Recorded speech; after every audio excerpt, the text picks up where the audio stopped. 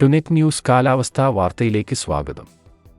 സംസ്ഥാനത്ത് ഇന്ന് വിവിധ ജില്ലകളിൽ ശക്തമായ വേനൽമഴയ്ക്ക് സാധ്യതയെന്ന് കേന്ദ്ര കാലാവസ്ഥാ നിരീക്ഷണ വിഭാഗവും സ്വകാര്യ കാലാവസ്ഥാ നിരീക്ഷണ വിഭാഗമായ മെറ്റ്ബീറ്റ് വെതറും അറിയിച്ചു.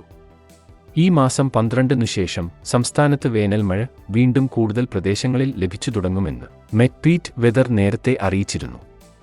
ഇക്കാര്യം ടുനെറ്റ് ന്യൂസ് പ്രേക്ഷകരെ കൃത്യമായി അറിയിക്കുകയും ചെയ്തിരുന്നു. ഇതുപ്രകാരം ഇന്നലെ രാത്രി മുതൽ തെക്കൻ ജില്ലകളിൽ ശക്തമായ മഴ ലഭിച്ചു തുടങ്ങി.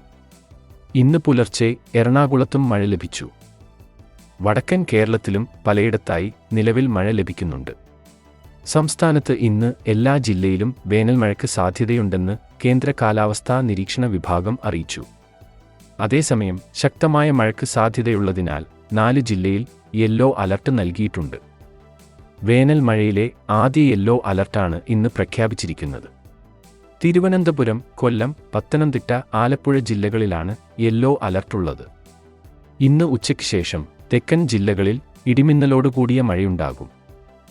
മധ്യകേരളത്തിലും തെക്കൻ കേരളത്തിലുമാണ് ഇന്നു മുതൽ 3 ദിവസം കൂടുതൽ മഴ ലഭിക്കുകയെന്നും വടക്കൻ കേരളത്തിലെ ഏതാനും പ്രദേശത്ത് ചാറ്റൽ മഴക്കോ ഇടത്തരം മഴക്കോ സാധ്യതയുണ്ടെന്നും മെറ്റ്ബീറ്റ് വെതർ അറിയിച്ചു.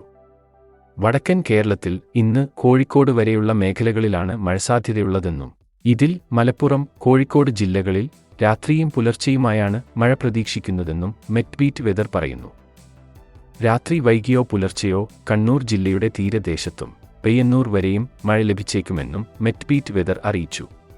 ശ്രീലങ്കയ്ക്ക് സമീപം ഒരു ചക്രവാത ചുഴി രൂപപ്പെടുന്നതായും ഇത് മഴയ്ക്ക് കാരണമാകുമെന്നും മെറ്റ്ബീറ്റ് വെതർ നേരത്തെ വ്യക്തമാക്കിയിരുന്നു. കാലാവസ്ഥാ വാർത്തകൾ കൃത്യമായി ലഭിക്കാൻ ചാനൽ സബ്സ്ക്രൈബ് ചെയ്യുക. നന്ദി.